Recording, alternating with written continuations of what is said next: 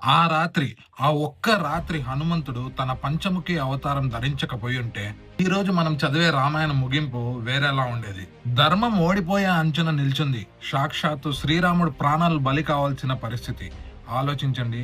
సత్యం మసకబారిపోయి అధర్మం గెలవబోతున్న ఆ భయానక క్షణాన్ని. లంకలో యుద్ధం అత్యంత భయంకర మలుపు తీసుకుంది. తన అన్ని కుట్రలు ఫెయిల్ అవ్వడంతో రావణుడు చివరి ప్రయత్నంగా పాతాళ లోకాధిపతి అయిన మహావి అహిరావణుడిని పిలిచాడు. అహిరావణుడు తన తంత్ర మంత్రాలతో వానరసేన మొత్తాన్ని లోతైన నిద్రలోకి నెట్టేసి ఒక్క రాత్రిలోనే శ్రీరాముడు మరియు లక్ష్మణుడిని అపహరించాడు. వారిని తీసుకెళ్లింది పాతాళంలోని ఆ చీకటి లోకానికి.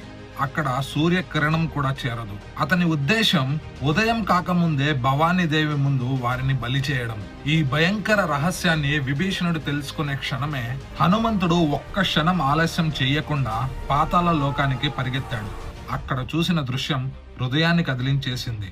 శ్రీరాముడు లక్ష్మణుడు సంకెళ్ళలో బంధించబడ్డారు. చుట్టూ 5 దిశల్లో 5 దీపాలు వెలుగుతున్నాయి. అహిరావణుడు గర్జిస్తూ చెప్పాడు, ఈ 5 దీపాలు నా ప్రాణం. ఇవన్నీ ఒకేసారి ఆగిపోతే నేను చస్తాను. కానీ అది అసాధ్యం అన్నాడు. అదే క్షణం హనుమంతుడు తన మహా విశ్వరూపాన్ని ఆవిష్కరించాడు. పంచముఖి అవతారం. తూర్పున వానరముఖం, దక్షిణంలో నరసింహముఖం, పడమరలో గరుడ ముఖం, ఉత్తరంలో వరాహముఖం, పైకి హయాగ్రీవ ముఖం. ఈ రూపం చూసి పాతాళం కంపించింది. ఒక్క క్షణంలో 5 దిశల నుంచి విరుచుకుపడిన ఆ ప్రళయ వాయువు 5 దీపాలను ఒకేసారి ఆర్పేసింది. అహిరావణుని శక్తి క్షణాల్లో నేలకూలింది. ధర్మం మళ్లీ నిలబడింది. శ్రీరాముడు రక్షించబడ్డాడు. అందుకే పంచముఖ హనుమంతుడు అన్ని దిశల నుంచి తన భక్తులను కాపాడే మహారక్షకుడు. ఈ కథను విన్న ప్రతి హృదయం ఒక మాట చెబుతుంది, జై శ్రీరామ్, జై హనుమాన్. ఫ్రెండ్స్, మీ సపోర్ట్ వల్ల 30,000 సబ్స్క్రైబర్ల దగ్గరలో ఉన్నాను.